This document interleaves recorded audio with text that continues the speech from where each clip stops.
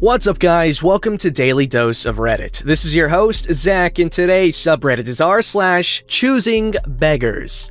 Alright, this story's called, "Why Can't I Get a Free Color Laser Printer Instead?" My employees have been working remotely for about a year now, and like most businesses, we weren't as prepared as we could have been. I bought new laptops, docking stations, and 2 monitors for everyone last year, but one thing I forgot was printers. Everyone said they had a printer, so I said I'd just reimburse for toner and ink. Problem solved. Well, not really. Some had inkjets, and those cartridges add up quickly, and when people had to scan and archive documents, people who didn't have a scanner would have to trek into the office to do it. Not an impossible situation, just not a great one. And as work has picked up, it became a growing headache. Last week, I decided that we're going to let our office lease expire and go full remote for the rest of 2021. I don't think anyone wants to be trekking to my house to scan documents. Dan, not his real name, on our team is really tech-savvy. He has a good multi-function laser printer that does scanning and faxing. It prints double-sided and at a pretty good speed, and has Wi-Fi support. Best of all, he's really familiar with it, and said he'd help anyone with setup. It's what he told me to buy, and it works great. Last Friday, I told everyone I was buying these printers for their work at home. A number of people have kids who are remote learning, so I said they could let their kids and spouses use it too. People seemed pretty pleased. This weekend, I had the following maddening email exchange with a team member's wife. Please note, there were other pleasantries exchanged in the email, so it reads a bit harsher than it actually was. But I am still surprised at the audacity of this woman. This woman was so adept at dodging facts that she should consider running for office. Hi, this is Wife Beggar. I'm poor husband's wife. I heard you were giving everyone printers and that you said it was okay for our kids to use it for schoolwork.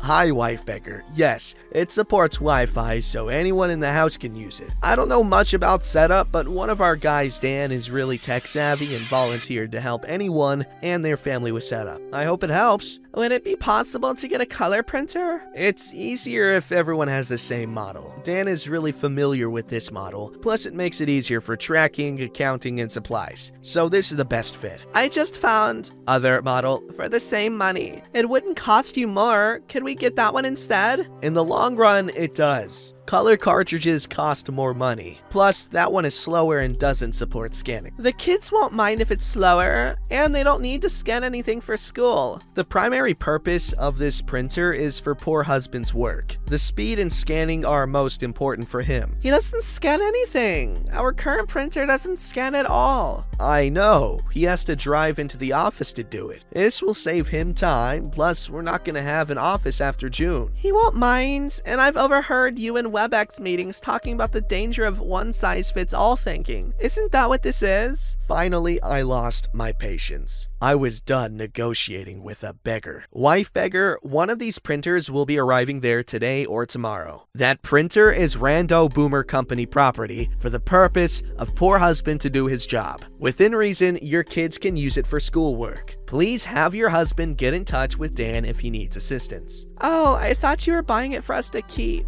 Never mind then. First, how would this behavior be okay if it were a gift? Second, are that many employers giving away printers? I did get an email from the husband later apologizing. Let's hope his kids take after him. Damn, cool guy company people. Send in free stuff. Hell yeah. Oh gosh. I don't understand how people are comfortable asking for just free stuff like that. That's embarrassing. Alright, this story's called, "My Guardian Says Paying for a Drawing I Asked For Is Nonsense." 2 years ago, when I started working on commissions, any kind of commission drawing, mostly furry and fan art because I like it, I used to be a bit more permissive about the price I asked for them, mostly because I wasn't confident enough. First months, I used to tell those that was short on money but wanted art to tell other people. Yes, a bit like a pyramid scheme. If I get 2 clients paying full price, I could make an extra drawing for less. months. I ended up being the official commission artist on a few Discord servers, and I got clients paying full price every week. I usually make events in which I charge a bit less for a specific topic, like Christmas themed or scary characters on Halloween, so everything was going fine. Lots of happy clients. I was fine. One day, weeks ago, I get a message on Discord at 9 p.m. The usual, "Would you be able to do a draw?" Sure, no problem at all. The user tells me the description of the draws. Yes, 2 draws. I accepted and then started them the next morning. At that moment, the user sends me another message. "How is the draw going?" Very weird. It is not usual that people ask me about it 12 hours later. I tell them I just started, but I had all morning to do it. For the next 2 days, I keep sending this user low-definition pics of how the pose, colors, and line work was going, and they always seem to be in a rush for the draws, barely talking or giving an opinion other than, "Yes, okay, that would work." I ended both draws and send them a low-quality pic of the final thing. The person says, "Thanks, awesome. Do I send you my PayPal or you got it from the server?" I asked calmly. "Why would I want your PayPal?" they answer. "I didn't know you wanted money."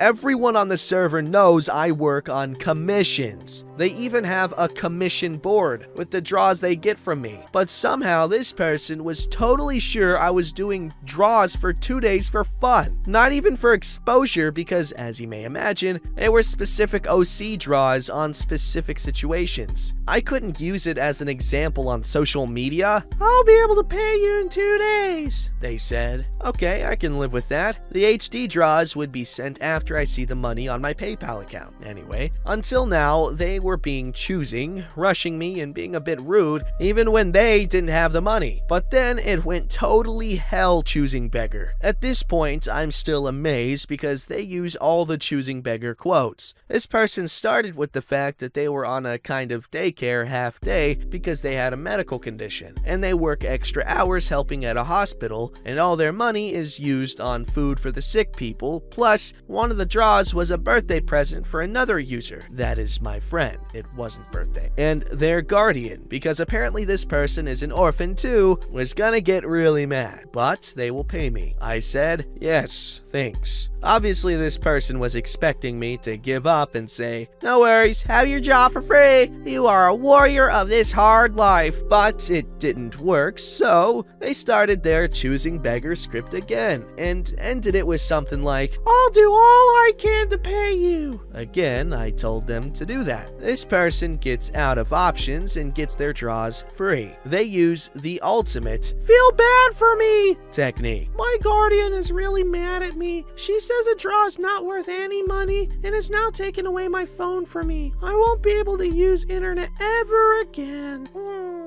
I got sad at this point. They won't just not pay later, but will pretend to not be able to open Discord, to not pay ever. Luckily, as I said, the administrator of that server is my friend. A friend who fully pays his commissions and even gives tips, and a lot of users from other servers knew about this. Choosing Beggar user got banned, lost all friends on the server, and got no draws. Other good users helped me get real clients that afternoon. Ayo! Must be really cool, man. You know, having that sort of business built from the ground up and stuff, and getting new clients and people coming to you. Pretty badass. I dig it. Even though furry stuff is not my cup of tea. Alright, this story's called My 67-year-old husband of 3 years will let me live in the house as long as I live after he passes away, but won't let me pass it down to my own adult children, instead passing it down to his sister and her kids, and it's not fair. Dear Moneyist, my husband is 67 years old with an estate worth $2 million. His first wife died. He has a severely handicapped daughter, and we signed a prenup when we got married 3 years ago. He has a sister who is a year older than I am. I am 64 years old with 2 adult children from a previous marriage that ended in divorce. His sister has a son and a daughter, and she has 2 granddaughters. My husband wants to leave our house, which he owns and bought before we married, to me for as long as I live. He does not want my children to inherit it when I die. He wants it to go to his sister's family. Can he prevent my children from inheriting property he wills to me? The bulk of his estate is going to his daughter's trust and sister anyway. It's possible I may outlive his sister and daughter. I know I'm the newbie here, but it just seems a little harsh that I can only have the house to live in and not sell it if I need the money for future medical expenses. He's very controlling of his money. What do you think? The new wife with the prenup. Dear new wife, maintaining control of his money and or managing his money is distinctly different from being controlling about money. It's his money and it's up to your husband to do with it as he sees fit. That includes taking care of his daughter financially in the event that he predeceases her. Giving you a life estate or right of residence in his last will and testament is more than generous. You don't have to worry about never having a place to live. It's time to right-size your expectations.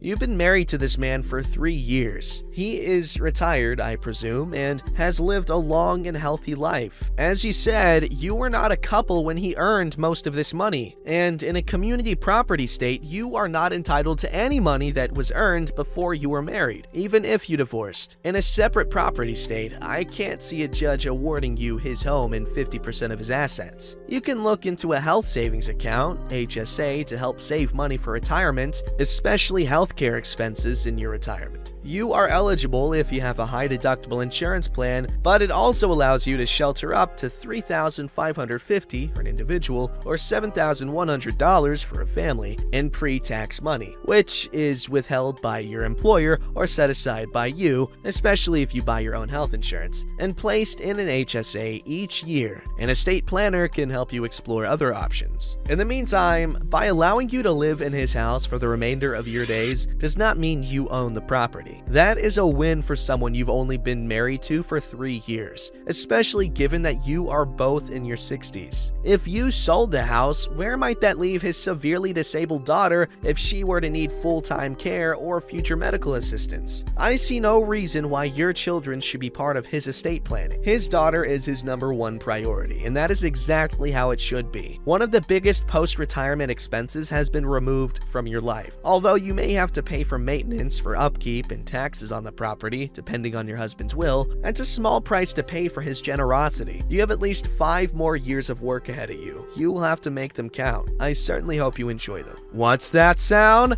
Gold digger! I'm just kidding. But she's definitely giving off those vibes. I'm just kidding. I can't really 100% blame her for, wanting something, but, that's not why you're marrying him, right? I hope not. You're supposed to have married him because you love him and not his money. His money's nasty. You don't want it, right? Alright, this story's called Choosy Beggar Demands Free Car. Not my story, but my wife's. So when my wife was in college, her dad killed himself.